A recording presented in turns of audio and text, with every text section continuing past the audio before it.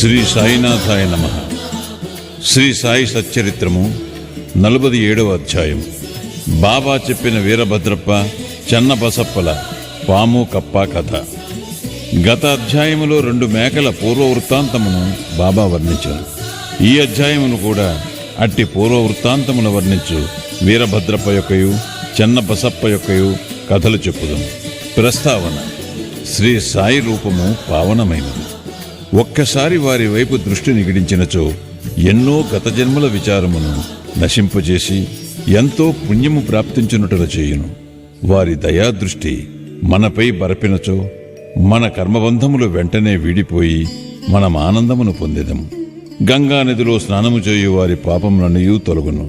అట్టి పావనమైన నది కూడా యోగులెప్పుడు వచ్చి తనలో మునిగి తనలో ప్రోగైన పాపములన్నిటినీ వారి పాదధూళిచే పోగొట్టెదరాయని ఆతురతతో చూచును.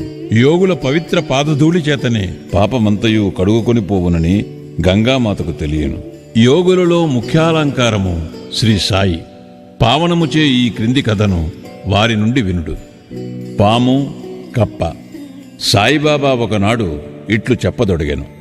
ఒకనాడు ఉదయము ఉపాహారము ముగించిన తరువాత వ్యాహ్యాలికి పోయి ఒక చిన్న నది ఒడ్డున చేరితిని.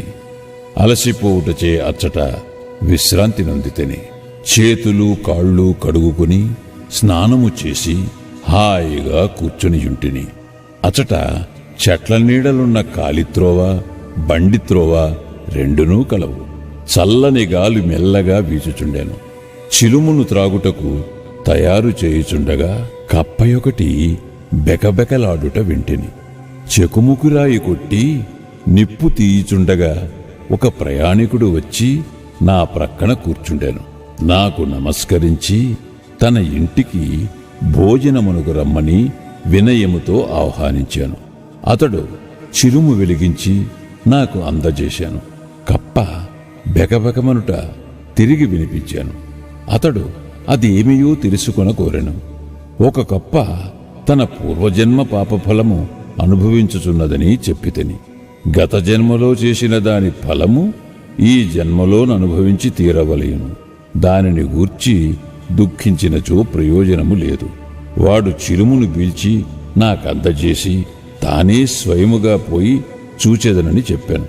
ఒక కప్ప పాముచే పట్టుకొనబడి అరచుచుండుననియు గత జన్మలో రెండునూ దుర్మార్గులేగాన ఈ జన్మయందు గత జన్మ యొక్క పాపమును ఈ దేహముతో అనుభవించుచున్నవనియూ చెప్పితిని. అతడు బయటికి పోయి ఒక నల్లని పెద్ద పాము ఒక కప్పను నోటితో పట్టుకుని ఉండుట చూచెను. అతడు నా వద్దకు వచ్చి 10-12 నిమిషములలో పాము కప్పను మృంగునని చెప్పాను. నేను ఇట్లాంటిని, లేదు, అట్లు జరుగనే జరగదు. నేనే దాని తండ్రిని, రక్షకుడను. నేనిచటనే ఉన్నాను. పాము చేత కప్పనెట్లు తినిపించెదను? నేనిక్కడ ఊరకనే ఉన్నానా? దాని నెట్లు విడిపించెదనో చూడు. చిలుము పీల్చిన పిమ్మట మేమా స్థలమునకు పోతిమి. అతడు భయపడెను. నన్ను కూడా దగ్గరకు పోవద్దని హెచ్చరించెను. పాము మీద పడి కరుచునని వాని భయము. అతని మాట లెక్కించకయే నేను ముందుకు పోయి ఇట్లంటిని. ఓ వీరభద్రప్ప, నీ శత్రువు చెన్నబసప్ప కప్పజన్మమెత్తి పశ్చాత్తాపపడుటలేదా? నీవు సర్పజన్మమెత్తినప్పటికీ వాని యందు శత్రుత్వము వహించియున్నావా? ఛీ, సిగ్గులేదా? మీ ద్వేషములను విడిచి శాంతింపుడు. ఈ మాటలు విని ఆ సర్పము కప్పను వెంటనే విడిచి నీటిలో మునిగి అదృశ్యమయ్యాను. కప్ప కూడా గంతు వేసి చెట్ల పొదలలో దాగెను. బాటసారి ఆశ్చర్యపడెను. మీరన్న మాటలకు పాము కప్ప నెట్లు వదిలి అదృశ్యమయ్యను. వీరభద్రప్ప ఎవరు? చెన్నబసప్ప ఎవరు? వారి శత్రుత్వమునకు కారణమేమి అని అతడు ప్రశ్నింపగా అతనితో కలిసి చెట్టు మొదటికి పోతిని. చిలుము కొన్ని పీల్పులు పీల్చి అతనికి వృత్తాంతమంతయు ఈ రీతిగా బోధించితిని. మా ఊరికి 4-5 మైళ్ల దూరమున ఒక పురాతన శివాలయము కలదు. అది పాతబడి శిథిలమయ్యను. ఆ గ్రామములోని ప్రజలు దానిని మరామతు చేయుటకై కొంత ధనము ప్రోగు చేసిరి. కొంత పెద్ద మొత్తము ప్రోగైన పిమ్మట పూజ కొరకు తగిన ఏర్పాటు చేసిరి. మరామత్తు చేయుటకు అంచనా వేసిరి. ఊరిలోని ధనవంతుని కోశాధికారిగా నియమించి సర్వము అతని చేతిలో పెట్టిరి. లెక్కలను చక్కగా వరాయు బాధ్యత వానిపై పెట్టిరి. వాడు పరమలోభి. దేవాలయము బాగు చేయుటకు చాలా తక్కువ వ్యయము చేశాను. దేవాలయములో ఏమీ అభివృద్ధి కానరాలేదు. అతడు ధనమంతయు ఖర్చు పెట్టాను. కొంత తాను మృంగెను.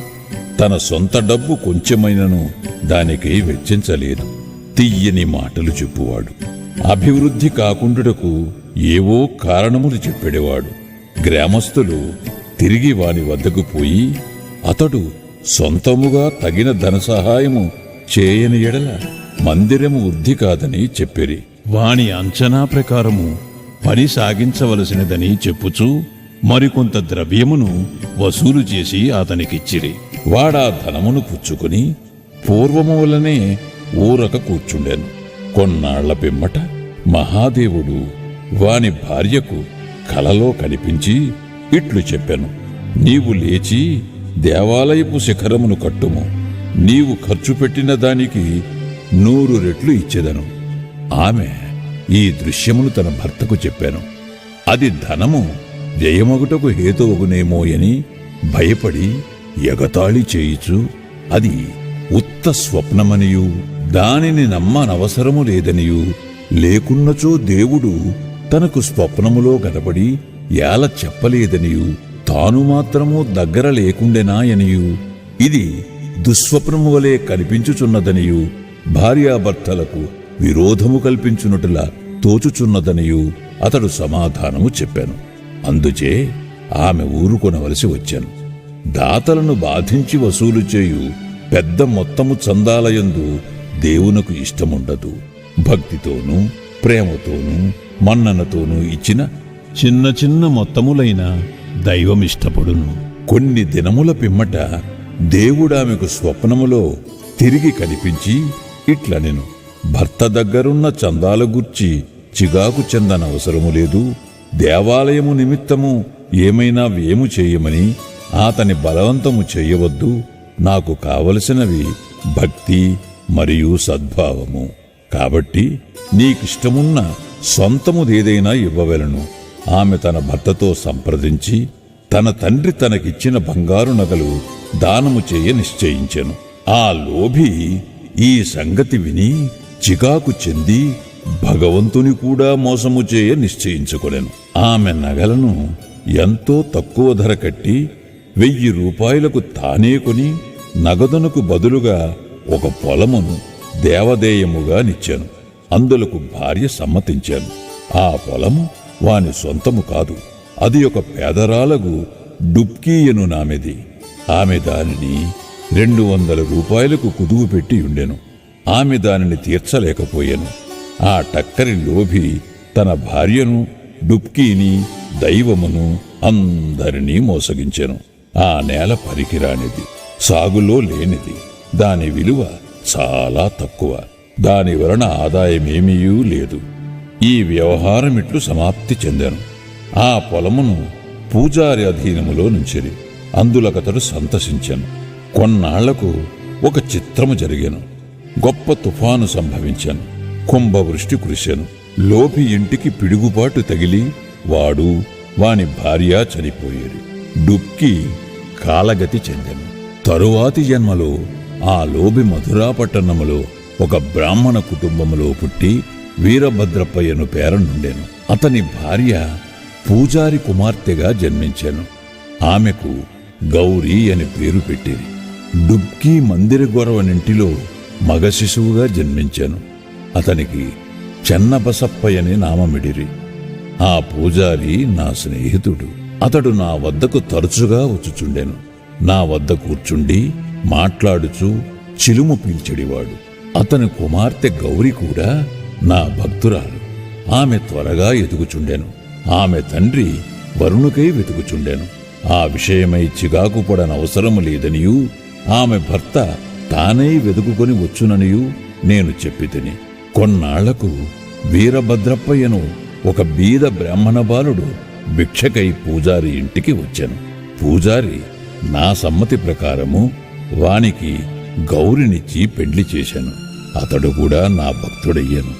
ఏలనా పిల్లను కుదిర్చితనని అతడు నా యందు విశ్వాసము చూపుచుండెను. వాడు ఈ జన్మలో కూడా ధనమునకై మిగుల తాపత్రయపడుచుండెను. నా వద్దకు వచ్చి అతడు కుటుంబముతో నుండుటచే తనకెక్కువ ధనము వచ్చునట్లు చేయుమని బతిమాలుచుండెను. ఇట్లుండగా కొన్ని విచిత్రములు జరిగాను. ధరలు హఠాత్తుగా పెరిగాను.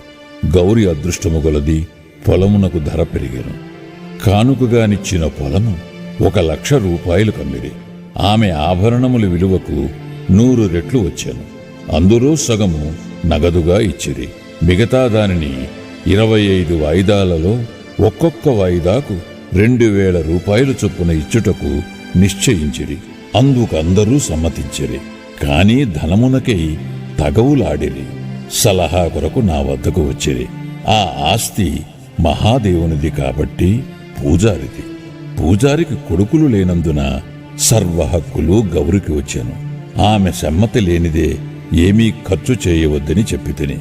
ఆమె భర్తకు ఈ పైకముపై నెట్టి అధికారము లేదని బోధించితిని. ఇది విని వీరభద్రప్ప నాపై కోపగించెను.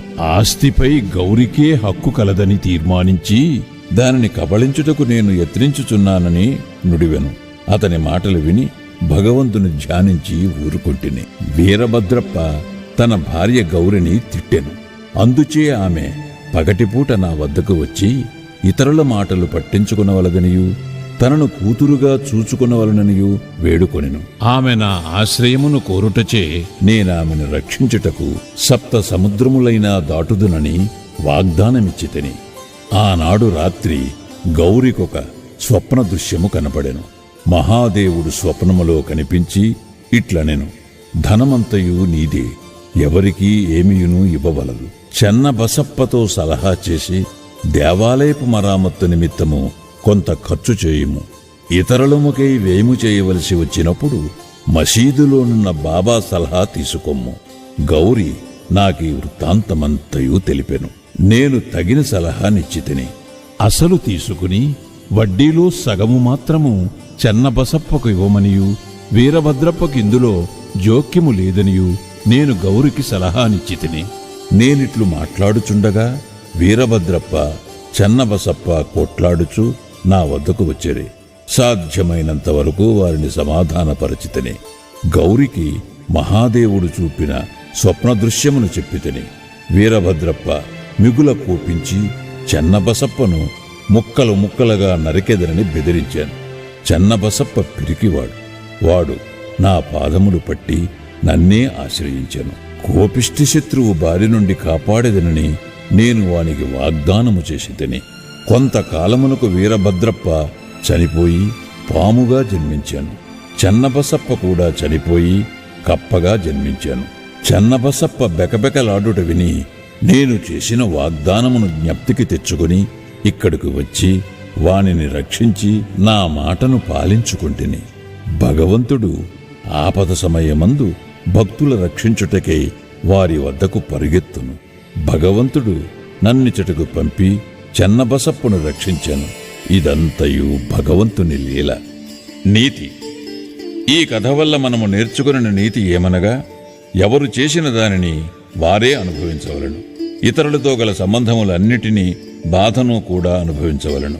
తప్పించుకుని సాధనము లేదు.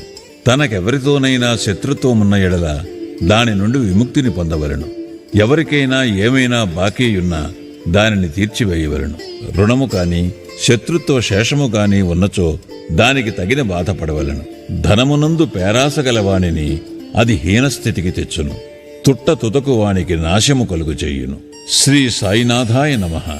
47వ అధ్యాయము సంపూర్ణము. సద్గురు శ్రీ సాయినాథార్పణమస్తు. శుభం భవతు.